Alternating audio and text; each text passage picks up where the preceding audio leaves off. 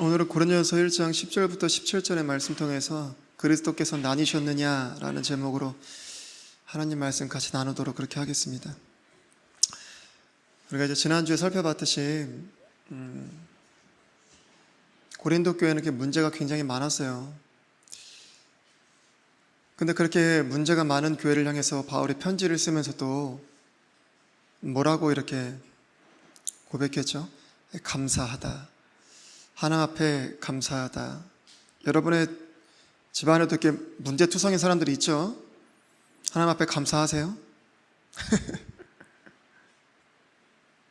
안 좋은 말이 많이 나오죠. 감사보다는. 찬양보다는 때로는 심한 경우 욕이 나가는 경우도 있고, 뭐 입으로 하지 않았다 할지라도 속에서 막 부글부글 욕 한 스푼 넣어가지고 이렇게 그래서 먹는 경우가 얼마나 많습니까? 참 바울이 감사할 수 있었던 이유를 우리가 살펴봤었습니다. 우리가 그 이유를 동일하게 바라보고 있다면 여전히 우리의 입술 또한 바울의 고백과 같이 감사할 수 있을 거예요. 그 이유가 뭐였죠? 하나님의 신실하심이었어요. 하나님의 신실하심. 여러분, 이 땅에 있는 모든 사람이 하나님과 원수된 자입니다. 그렇죠? 하나님을 향해서 죄를 지은 죄인들이에요. 그럼에도 불구하고 하나님께서 그런 자들을 예정하시고 은혜 가운데 불러주시고 의롭다고 하시고 또 영화롭게 하셨어요. 여러분, 우리가 지금까지 지내온 모든 것들, 나의 나된 거 다 뭐예요? 하나님의 은혜예요. 우리가 바라거나 구하거나 찾거나 두드리지도 않았음에도 불구하고 하나님께서 예정하시고 부르시고 의롭게 하시고 영화롭게 하셨습니다. 단지 우리가 믿었을 뿐이죠. 그러니까 현재 우리 자신이 그 주님의 신실하심에 대한 증인이고 우리 현재, 이 현재 자체가 증거예요, 증거. 그래서 사실 내 자신만 바라보더라도 현재 지금 내 삶을 돌아보더라도 앞으로의 삶에 대해서 또 현재의 문제에 대해서도 우리 하나님 앞에 감사할 수 있어요. 우리 찬양하잖아요. 지금까지 지내온 것. 또 복의 근원 강림하사 찬양하지 않습니까? 지금까지 주님께서 지켜주신 은혜만 봐도 현재 많은 문제 가운데 어려움 가운데 감사할 수 있는 거죠. 여러분, 고린도 교회의 문제는 사실 고린도 교회의 문제만은 아니에요. 이 땅에 있는 모든 교회에 고린도 교회 같은 문제가 다 있습니다. 없는 교회는 없을 거예요. 우리 집에만 있는 문제같이 보여도 다른 집에도 똑같은 문제들이 다 있습니다. 조금 다른 각도로, 좀 다른 유형으로, 좀 다른 질로 이렇게 나타날 뿐이지 근본적으로 보면은 뭐 틀림이 없어요. 거의 똑같습니다. 근데 복 있는 가정, 복 있는 교회가 뭐예요? 하나님께서 그 문제를 드러내시고 바로 잡으시고 세워주시냐, 그게 복 있는 거예요. 그러니까 아직 똑같은 다 문제를 교회들이 가지고 있고 똑같은 문제를 가정들이 가지고 있고 개인들이 가지고 있는데 드러낸 사람이 있고 드러내지 않은 교회가 있을 뿐인 거예요. 그거 드러내 주셔서 주님이 해결해 주시고 고쳐 주신다는 거, 그게 참 복 있는 교회. 저는 그런 부분에서는 고린도 교회는 참으로 복이 있는 교회다. 바울이 감사한 이유 중에 한 가지는 그런 부분입니다. 주님이 이런 것들을 드러내신다는 자체가 뭐예요? 알게 하신다는 것 자체가 뭐예요? 이거 해결하시고자 하시는 거거든요. 주님에게는 충분한 그런 능력이 있습니다. 주님에게는 문제 자체는 문제가 안 돼요. 그거를 감추고 숨기고 변명하고, 그게 문제예요. 항상 주님에게는 어떠한 문제라도 문제가 되지 않습니다. 주님에게는 문제보다 크신 능력이 있으시기 때문에 오늘도 말씀 가운데 여러분 안에 숨겨져 있는 이 고린도 교회의 문제와 같은 것들이 밝히 드러나길 원합니다. 감추고 싶으세요? 여러분, 감춘다고 감춰지면 얼마나 좋겠어요. 죽을 때까지 감추지. 세상에 비밀이 어디 있어요? 다 사람들은 이거 비밀인데 라고 말하지만 그 일주일만 지나보세요. 다 돌고 있습니다, 여러분. 세상에 비밀이 어디 있어요? 자기는 자기 이야기는 항상 비밀처럼 해주기를 원하지만 다른 사람 얘기는 누가 비밀처럼 해줍니까? 다 까발리고 다니지. 여러분, 세상에 비밀이 없습니다. 남 말은 누가 들어요? 새가 듣고, 반말은 누가 들어요? 쥐가 들어요. 여러분, 세상 사람들이 그냥 하는 말이 아닙니다. 아무튼 주님께서 하여튼 오늘 말씀 가운데 우리의 그런 것들을 온전히 이렇게 조금 드러내 주셨으면 좋겠어요. 우리 10절 한번 보겠습니다. 형제들아, 이제 내가 우리 주 예수 그리스도의 이름으로 너희에게 간청하노니 너희는 다 같은 것을 말하고 너희 가운데 분쟁이 없이 같은 생각과 같은 판단 안에서 완전히 함께 결합하라. 여러분, 이렇게 바울이 명령하는 걸 보니까, 간청하는 걸 보니까 고린도 교회 안에는 뭐가 안 돼 있는 거예요? 지금 같은 생각, 같은 판단으로 완전히 결합이 안 돼 있는 상태예요. 왜 그렇죠? 왜 그럴까요? 우리 고린도전서 1장 10절에 보니까 바울이 처음에 뭐라고 하면서 시작해요? 형제들아. 여러분, 본인들이요, 형제라는 사실을 생각하지 않기 때문에 이들이 같은 생각, 같은 판단, 하나가 되지 않는 겁니다. 그리스도 안에서 그들이 한 형제라는 사실을 알지 못하기 때문에, 믿지 않기 때문에 하나가 되지 않는 거예요. 여러분, 부모가 교회에서 너네는 가족이다, 형제다, 이거 제가 한 얘기 아니고 예수님이 하신 얘기예요. 근데도 불구하고 너는 너, 나는 나, 쟤네는 쟤네 가족, 우리는 우리 가족, 이러면은 자식들이 교육이 되겠어요? 아이고 우리 새끼 교회에서 이런 거 좀 하지 마세요, 제발. 아이고 우리 손주 아이고 내 새끼. 저는 제가 하나님 앞에 부끄러움 없이 말씀드리는데, 저는 하나님의 뜻대로 행하는 사람이 제 가족이고 제 친구입니다. 저를 낳아주신 친부모님보다도 하나님 뜻대로 행하는 사람이 저한테 훨씬 더 소중해요. 저 한 점 부끄러움이 없어요. 훨씬 더 소중하고 귀합니다. 저에게는 더 가족이고 더 친구예요. 여러분도 그러셨으면 좋겠어요. 아무튼 바울이 처음에 형제들아 라고 말하면서 이 문제를 제기하는데, 그들이 형제라는 사실만 깨달아 알았어도 하나가 되기에 부족함이 전혀 없었을 거예요. 근데 그렇지 않다고 생각하니까 이런 분열이, 이런 분쟁이 일어나게 된 겁니다. 여러분, 이런 하나님의 교회라는 정체성, 우리가 저번 시간에 살펴봤지만 거룩한 성도로 부르심을 받았다는 이 정체성, 이게 무너진 곳에는요, 세상과 다를 게 없어요. 다 자기의 유익을 위해서 싸우고 지지고 볶고 하나 되지 못하는 세상과 크게 다를 게 없습니다, 여러분. 여러분, 교회도 결국에는 누가 모인 곳이에요? 다 죄인들이 모인 곳이잖아요. 여러분, 죄가 있는 곳에는요, 그게 교회든 세상이든 장소 불문하고, 그게 성도든 일반 자연인이든 사람을 상관하지 않고 어디든 있어요. 똑같은 문제들을 가지고 있습니다. 다만 차이가 있다면, 바울이 세상을 향해서 감사하지 않잖아요. 왜 주님 안에서 감사할 수 있냐면 차이가 있다는 거예요. 차이가 뭐예요?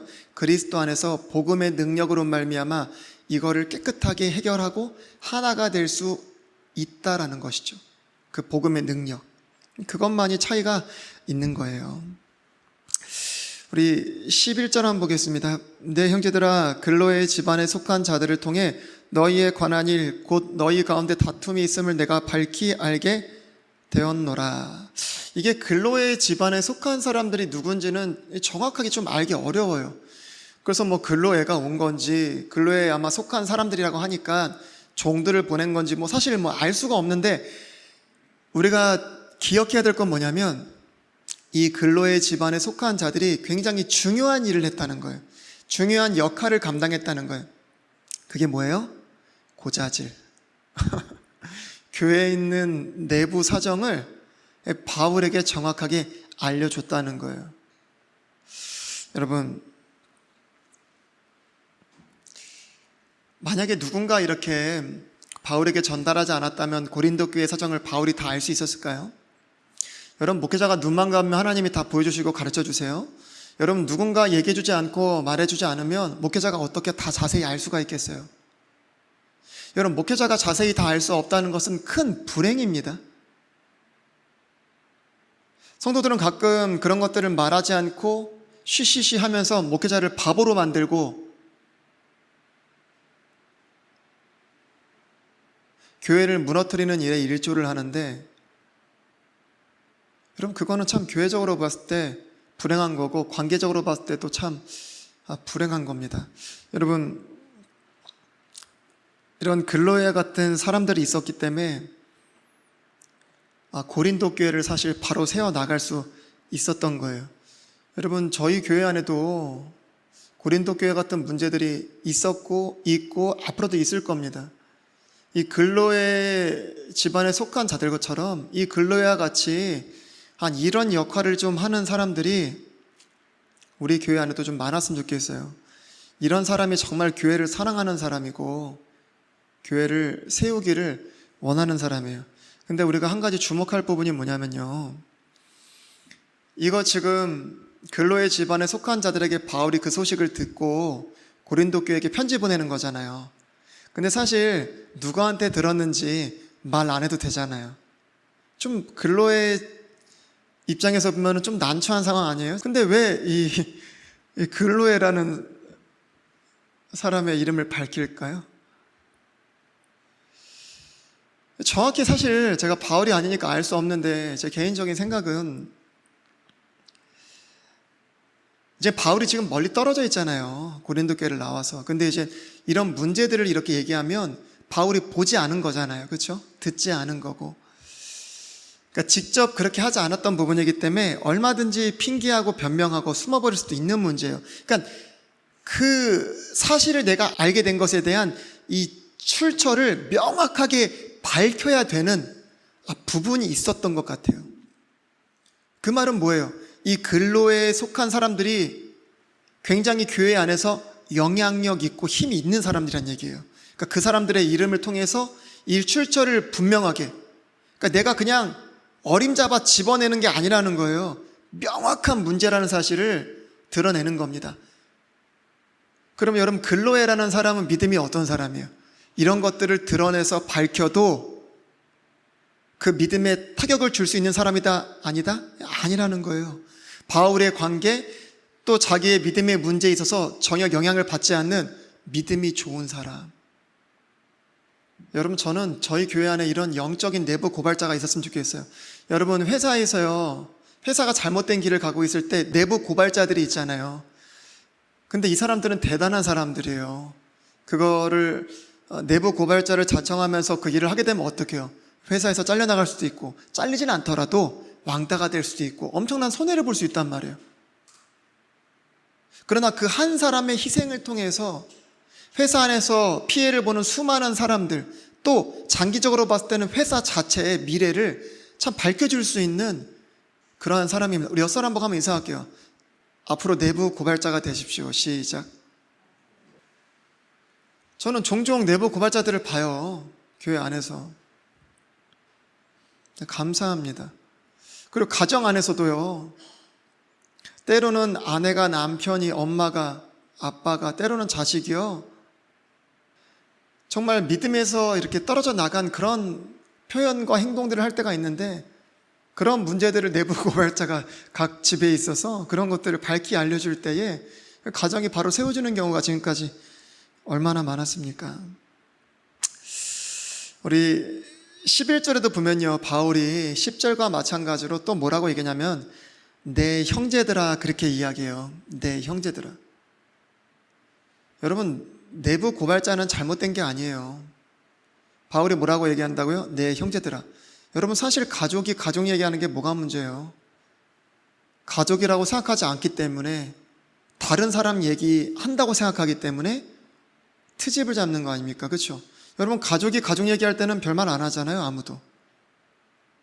다른 사람이 내 얘기할 때는 기분 나빠도 가족이 내 얘기하는 거는 기분 안 나쁘거든요. 가족이 가족 얘기하는데 무슨 상관이 있습니까? 요즘 제가 이렇게 유튜브에 보면요, 그런 영상들이 많더라고요. 가족이라도 절대 말하지 말아야 할 것들 3가지, 가족이라도 절대 비밀로 해야 하는 이유들, 이런 거 많더라고요. 여러분, 성경에서 우리를 향해서 주님이 가족이다, 때로는 친구다, 이렇게 명하여 주시는 것들이 있는데, 그런 것들이 갖고 있는 특징이 뭐예요? 비밀이 없어요. 여러분, 주님이 우리를 친구라고 이렇게 말씀하실 때는 감추고 숨기는 비밀이 없다는 것을 주님이 말씀하실 때 관계적으로 친구다, 이렇게 합니다. 가족이라는 것은 더 말할 것도 없죠. 그러니까 마귀는 계속해서 그런 부분들에 대해서 말하지 않게 하는 거, 숨기게 하는 거. 여러분들이 올바르게 판단하고 올바르게 행동하셨으면 좋겠어요.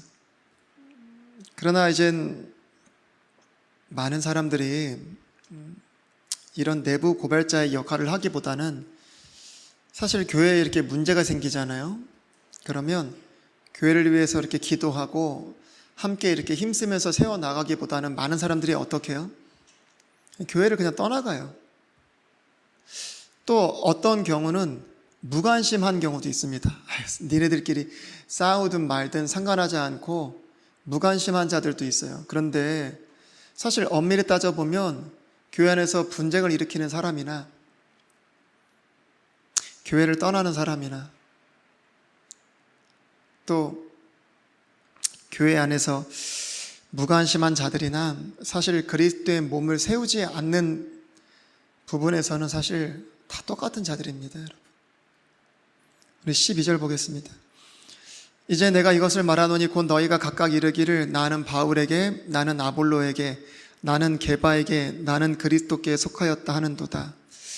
이제 고린도 교회 안에서 큰 분열이 일어났는데, 첫 번째 이유는 제가 아까 말씀드렸다시피 한 형제라는 사실, 하나님의 교회라는 사실, 이 정체성을 잃어버렸기 때문에 그렇고, 또 한 가지 이렇게 분열이 일어나게 된 계기가 뭐냐면, 하나님의 말씀을 이렇게 전할 때 그 말씀 자체에 집중하기보다는 그 말씀을 전하는 사람에게 집중한 데 이유가 있어요.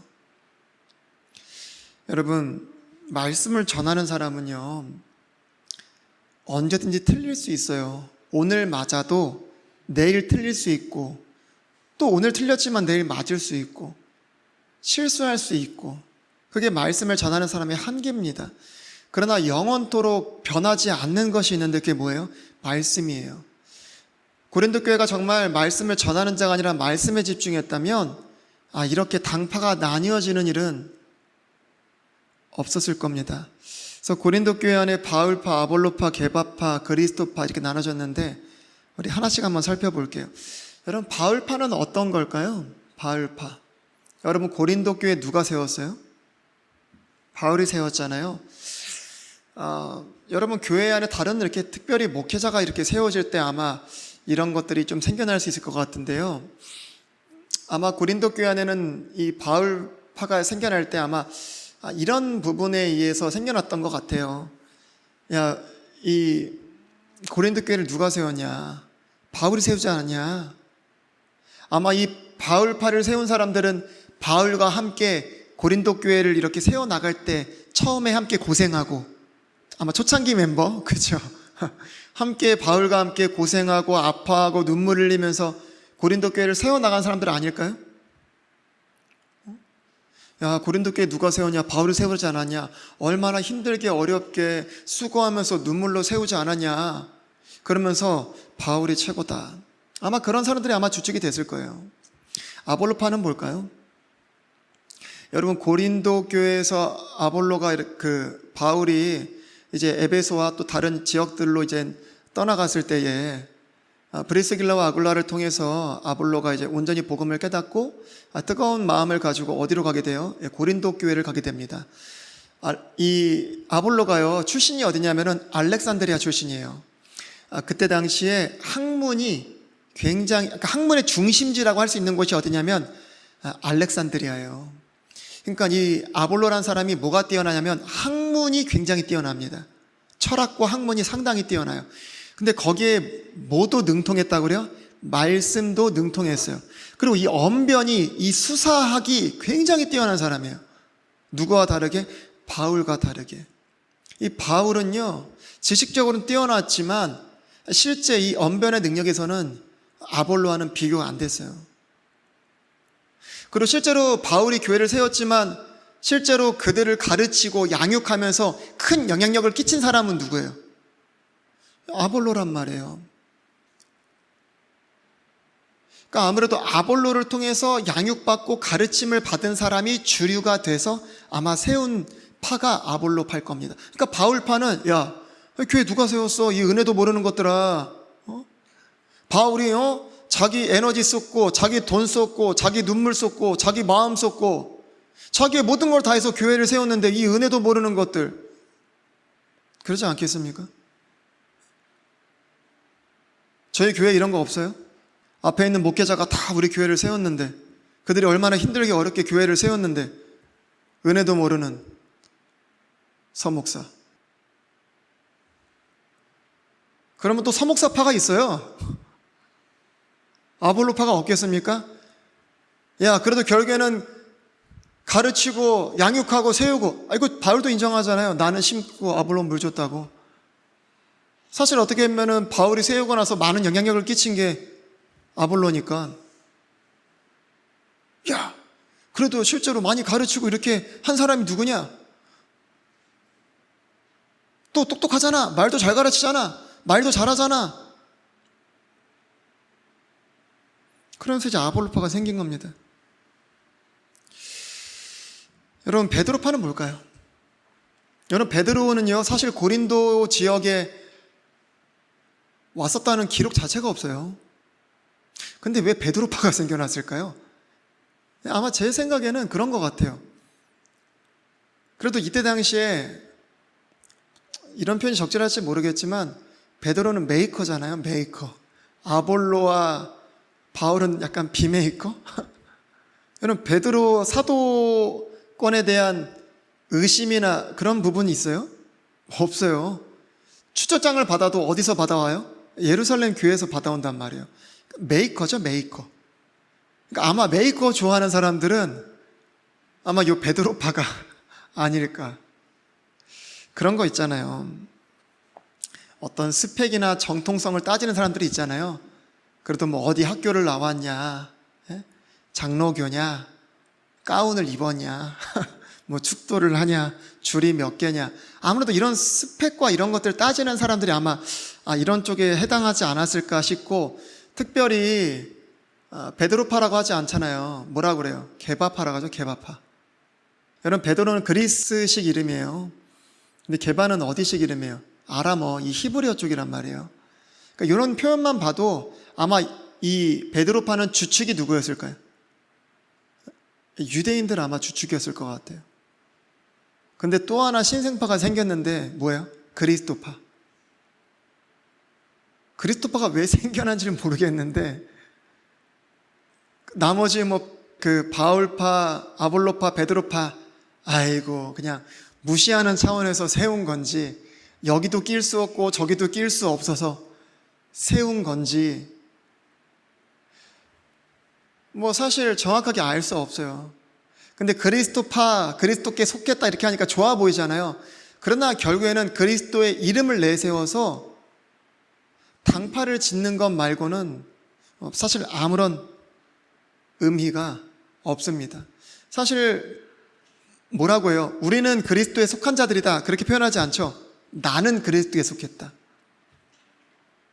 결국엔 그리스도의 이름을 가지고 당파를 세운 것 말고는 사실 없어요. 그러니까 결국엔 이유가 어찌 되었든 간에 이 모든 사람들은 다 어떤 사람들이에요? 그리스도의 몸을 찢어 발긴 사람들입니다. 여러분, 제가 한번 솔직하게 한번 물어볼게요. 여러분, 이 고린도 교회 사람들이 정말 이 바울을 사랑해서 바울파를 만들었을 것 같으세요? 이 바울파에 속한 사람들이 바울을 정말 사랑해서 바울을 만들었을까요? 아볼로파에 속한 사람들이 아볼로를 정말 사랑해서 아볼로파를 만들었을까요? 베드로를 정말 존경하기 때문에 베드로파를 만들었을까요? 그리스도를 정말 사모하기 때문에 그리스도파를 만들었을까요? 저는 아닐 거라고 생각해요. 결국에는 그들의 능력, 그들의 이름을 빌어서 자기들의 연약함, 자기의 부족함을 감추고 또 그들의 힘을 빌어서 자기를 내세우고 드러내고 자랑하기 위해서 사실 이용했던 것 뿐이죠. 그리고 한번 생각해 보세요. 아마 처음에 생겼던 무리가 있을 거예요. 그게 아볼로파든 바울파든 누구든 간에. 꼭 순서를 생각해 보자면, 이거는 제가 지금 생각해 보는 건데, 아마도 이제 바울이 따라가고 나서 교회 안에 아볼로의 세력이 좀 이렇게 강력해지고 영향력이 커질 때 아마 바울파가 먼저 생기지 않았을까? 이런 생각도 들어요. 또 바울파가 생기고 나니까 또 베드로파가 생기고, 아마 제 생각에 그리스도파가 가장 마지막에 생기지 않았을까? 아니, 그렇잖아요. 어떤 세력이 교회 안에서 강력해지면 자기의 위치나 어떤 자기의 영향력이나 이런 것들이 위축되고 축소될 수밖에 없잖아요. 그러다 보니까 이 위치를 빼앗기지 않고 또 이 힘을 유지하기 위해서는 결국에는 자기도 세력을 모아야 되거든요. 근데 결국엔 이런 모습이 어디서 우리가 보는 모습이죠? 세상에서나 보는 거잖아요, 이거. 빼앗기지 않기 위해서, 또 빼앗기 위해서, 자기의 유익을 위해서 세상에 사는 거거든요. 우리가 이따 다시 또 살펴보겠지만 바울이 그래서 이 문제의 대안으로 십자가를 꺼내듭니다. 여러분, 아볼로파고 베드로파고 바울파고요, 언제든지요 아볼로가 약해지면요 다른 사람으로 갈아탈 준비가 돼 있는 사람들이 여기에 속한 사람들이에요. 저는 이런 류의 사람을 많이 봤습니다. 목회자를 향해서 자신의 아버지니 영적인 부모니 자기가 평생을 책임지니 등등의 아름다운 말들을 다 늘어놓지만 그 말을 신실하게 지킨 사람이 얼마나 되죠? 지금 이 자리에 남아있는 사람이 얼마나 되죠? 여러분, 진정 그런 사람들 중에 그 사람의 말에 순종하는 사람을 본 적이 거의 없습니다. 여러분, 바울파 사람들이 정말 바울의 말에 순종할까요? 아볼로파 사람들이 정말 아볼로의 말에 순종할까요? 그리스도파에 속한 사람들이 정말 그리스도의 말씀에 순종할까요? 저는 이런 류의 사람들이요, 그 이름을 이렇게 내세우면서 때로는 자기의 연약함을 숨기거나 자기의 자랑을 드러내지만 그 사람들의 말을 진실하게 듣고 순종하는 사람 거의 못 봤습니다. 그냥 이용하는 거죠. 자기에게 유익이 되면 감사하고 손해가 끼치면 뒤에서 욕하고. 여러분들도 아니라고 부인하지 못할 겁니다. 근데 진짜 화가 나는 건 뭐냐면 그런 시시하고 더러운 이유들을 가지고, 목적을 가지고 뭘 했냐? 그리스도의 몸을 찢어버렸다는 거예요. 그게 진짜 화날 일입니다. 여러분들이 그런 일에 참여했거나 참여할 의사가 아직도 있으시다면 회개하셔야 돼요. 우리 13절 보겠습니다. 그리스도께서 나뉘셨느냐? 바울이 너희를 위해 십자가에 못 박혔느냐? 혹은 너희가 바울의 이름으로 침례를 받았느냐? 여러분, 바울이요 이런 자들을 향해서 세 가지 질문을 던져요. 첫 번째 질문이 뭐예요? 그리스도께서 나뉘셨느냐? 이 말은 뒤집어서 생각해 보면 너희들이 왜 그리스도의 몸을 찢고 있냐? 그리스도께서 나뉘셨느냐? 왜 너희들이 그리스도의 몸을 찢고 있느냐? 이거 똑같은 말입니다. 여러분, 아볼로가 누구에게 속해 있어요? 그리스도께. 바울이 누구에게 속해 있어요? 그리스도께. 베드로는 누구에게 속해 있어요? 그리스도께. 여러분, 그리스도의 몸이 나뉘어진 적이 있어요? 다 그리스도께 속한 자들이죠. 그리스도의 몸된 하나님의 교회죠. 그리스도가 갈라진 적이 있습니까? 없어요. 그럼에도 불구하고 그들이 그리스도의 몸을 찢고 있다는 사실입니다. 여러분, 하나님께 속한 자는요, 하나님께 속한 것들을 사랑하게 되어 있습니다. 베드로파, 바울파, 아볼로파 나눠질 수가 없어요. 하나님께 속한 자들은 하나님께 속한 것들을 사랑하게 되어 있다니까요.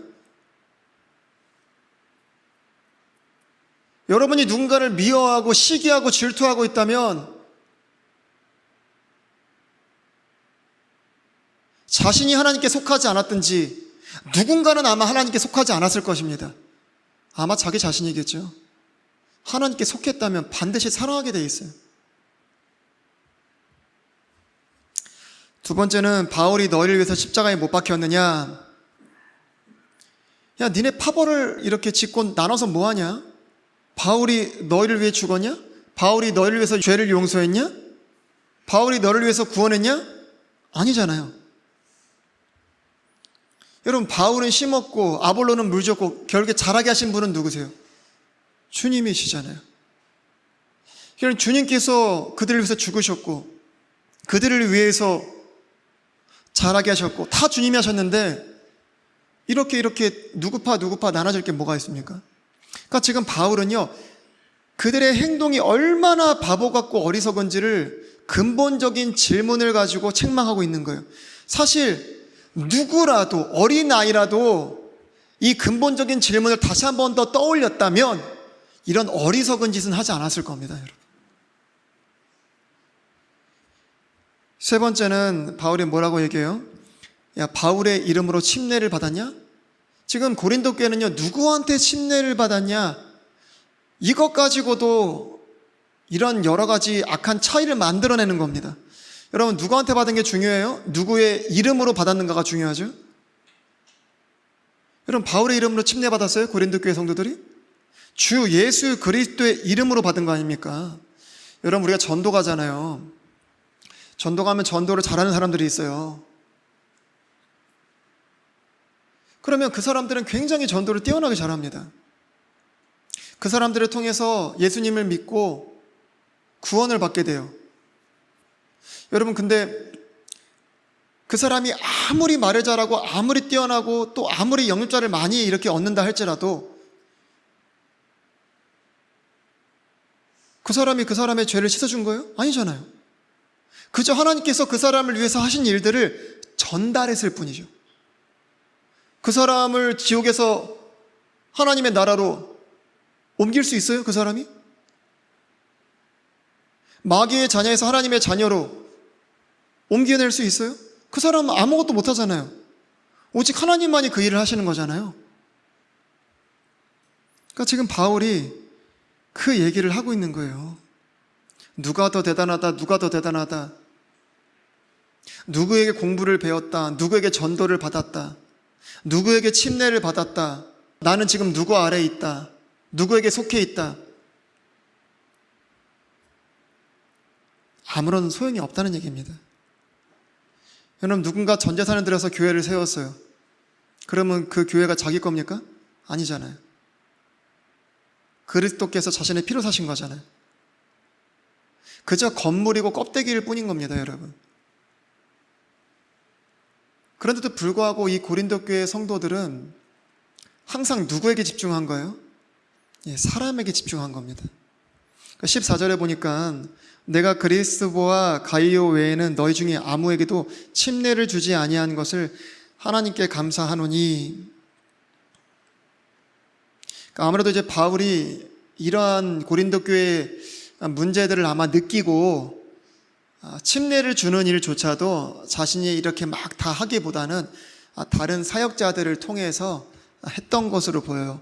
15절, 16절을 보시면 좀 분명하게 이해가 되는데, 이것은 바울이 14절에서 내가 그리스보와 가이오 외에는 너희 중에 아무에게도 침례를 주지 아니한 것을 하나님께 감사하는데, 그 이유가 뭐냐면 아무도 내가 내 이름으로 침례를 주었다고 말하지 못하게 하려 함이라. 내가 또한 스데바나의 집안 사람들에게 침례를 주었고 그 외에는 다른 누구에게 내가 침례를 주었는지 알지 못하노라. 바울이 그래서 침례를 그렇게 아마 다른 사람들 통해서 주었던 것 같아요. 우리 마지막으로 17절 말씀 보고 마치겠습니다. 17절 말씀 보겠습니다. 그리스도께서 침례를 주라고 나를 보내지 아니하시고 복음을 선포하라고 보내셨거니와 이 일을 말의 지혜로 하지 아니함은 그리스도의 십자가가 무효가 되지 않게 하려 함이라. 여러분, 사람들은 뭐 침례를 누구한테 받았냐 여기에 관심을 기울이고 이거를 중요하게 생각하고 그런 시시하고 더러운 이익을 위해서 그리스도의 몸을 찢었거든요. 근데 바울은 지금 그게 중요한 게 아니라 뭐가 중요하냐면 복음이 중요한 거야, 이렇게 얘기하고 있는 겁니다. 바울에게 있어서 관심은 뭐예요? 복음이에요, 복음. 나를 이 침례주라고 주님이 보내신 거 아니야. 복음을 전하라고 보내신 거야. 예수님이 이 땅에서 사역하실 때도 똑같은 말씀하셨습니다. 근데 사람들은 어디에 관심이 있다고요? 누가 침례를 주었냐, 거기에 관심이 있고, 누가 더 지혜롭게 능력 있게 화려하게 말씀을 잘 전하냐, 거기에 관심이 있고, 누가 교회를 세웠냐, 거기에 관심이 있고, 얼마나 정통성이 있냐, 거기에 관심이 있고. 근데 바울은 어디에 관심이 있다고요? 누가 교회를 세웠냐에 관심이 있는 게 아니라 우리가 하나님의 교회란 사실, 거기에 관심이 있어요. 누구 파 거기에 관심이 있는 게 아니라 우리 모두가 한 형제라는 사실, 우리 모두가 거룩한 성도로 부르심을 받았다는 사실, 거기에 관심이 있어요. 누구의 이름으로 침례받았냐, 여기에 관심이 있는 겁니다. 누가 우리를 위해서 십자가를 지셨냐, 여기에 관심이 있는 거예요. 그러니까 바울의 관심사는 온통 어디예요? 복음이에요. 무엇인지 십자가와 상관하려고 했어요, 바울은. 그러나 이들의 모든 관심은 뭐예요? 다 십자가와 상관없는 것들에 관심을 가졌습니다. 십자가를 무효로 만드는 것들에 관심을 가졌습니다. 여러분, 십자가가 뭐예요?